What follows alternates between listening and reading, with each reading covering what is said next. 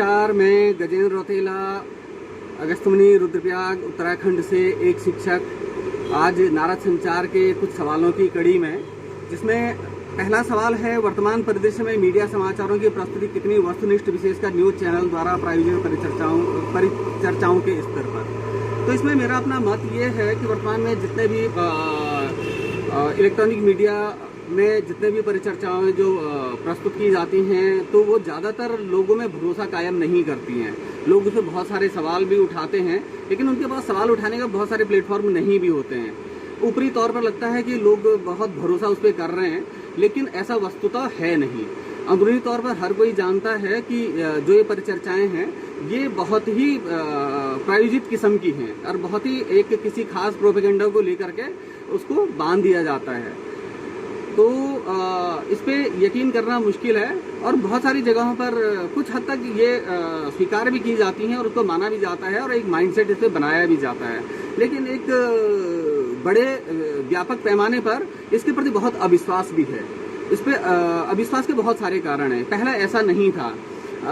जब जिस दौर में पत्रकार जमीन पे जाकर के जमीनी काम करते थे और तब जाकर के न्यूज़ बनाते थे, तब बहुत भरोसा किया जाता था। लेकिन अभी हाल के कुछ दिनों में, कुछ वर्षों में ये जो भरोसा है, जो विश्वास है न्यूज़ पर और परिचर्चाओं पर, तो उस पर भरोसा टूटा है। चाहे समाचारों का हो, चाहे पत्रकारों का हो, चाहे मीडिया का हो, लोगों का उससे भरोसा उठा है।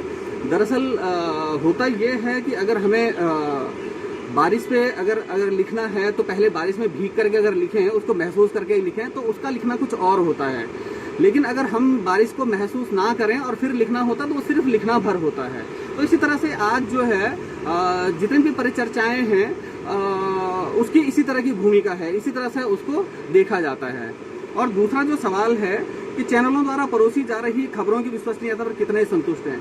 मुझे नहीं लगता कि कुछ हद तक लोग संतुष्ट होंगे, लेकिन बहुत लोग इस पे संतुष्ट नहीं हैं कि जितना खबरें परोसी जा रही हैं, तो उस पर विश्वास करते हों। क्योंकि ये जो खबरें हैं, ये एक कमरे में बैठ करके, किसी न्यूज़ रूम में बैठ करके इसको तय किया जाता है और उसको बना दिया जाता है। जहाँ से भी कोई एक फ्रेम दिया जाता है, तो इसमें बहुत सारे डेस्क की, जो पहले डेस्कों पे काम होता था, वो डेस्कों पे काम ना हो करके और खास तौर पे एक नेटवर्क वर्क के द्वारा इसको तैयार कर लिया जाता है। और बहुत सारी खबरें, इसमें गढ़ी हुई खबरें होती हैं, जो कि वस्तुतः उस तरह से होती नहीं जो जमीनी खबरें होती हैं।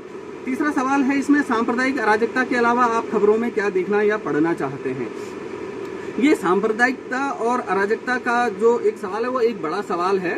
और ज़्यादातर आज जितने भी न्यूज़ चैनलों को देखें, तो उसमें ये सबसे महत्वपूर्ण तत्व यही होता है कि जैसे इसके इर्द गिर्द ही सब कुछ हो रहा हो और इसके अलावा कोई देश में कोई मुद्दा ही ना हो। सारे मुद्दे, सारे विषय जैसे खत्म हो गए और गौण हो चुके हों। तो इसके अलावा अगर हम देखना चाहते हैं, तो जो जन सरोकार के मुद्दे हैं, जनता के जो मुद्दे हैं, बेरोजगारी के जो मुद्दे हैं, खेती किसानी के जो मुद्दे हैं, मजदूरों के जो मुद्दे हैं, वो भी देखना चाहते हैं, जो आम जन सामान्य लोगों से जुड़े हुए हैं। तो ऐसा मुझे लगता है कि आज के दौर में ये सब देखना चाहता है कोई भी दर्शक या पाठक। बहुत बहुत धन्यवाद।